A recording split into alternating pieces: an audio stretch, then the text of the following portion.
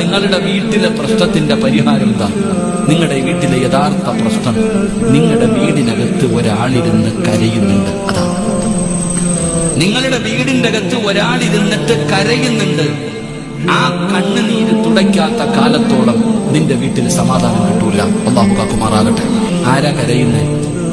അള്ളാഹുവിന്റെ വിശുദ്ധ ഖുർആൻ, അള്ളാഹുവിന്റെ പരിശുദ്ധമായ ഖുർആൻ നിങ്ങളുടെ വീടിനകത്തുണ്ട്.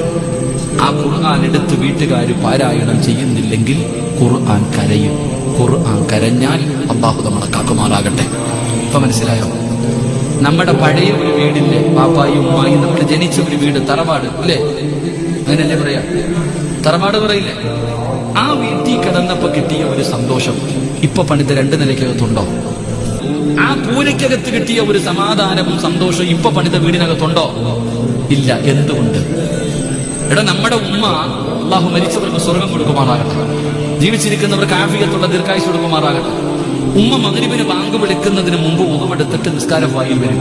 എന്നിട്ട് ഉമ്മ പറയും സുബ്ഹാനല്ലാഹി വബിഹംദിഹി സുബ്ഹാനല്ലാഹിൽ അദീം വബിഹംദിഹി അസ്തഗ്ഫിറുല്ലാഹ്. ഉമ്മ ഈ ദിക്ർ പറഞ്ഞ് കാത്തിരിക്കും ബാങ്ക് വിളിക്കാൻ. മഗ്രിബിന്റെ ബാങ്ക് വിളിച്ചു, ഉമ്മ നിസ്കരിച്ചു, സുന്നത്ത് നിസ്കരിച്ചു.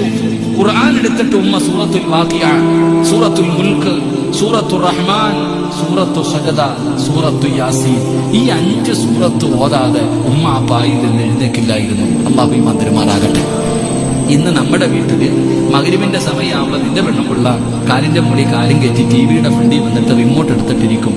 മലയാള മനോരമ, ഏഷ്യനെറ്റ്, സൂര്യ, കൈരളി ചാനൽ നെക്കിക്കൊണ്ടിരിക്കും. അല്ലാഹു ഈമാൻ തരുമാറാകട്ടെ. ഇതാ നിന്റെ വീട്ടിൽ വന്ന അവസ്ഥ.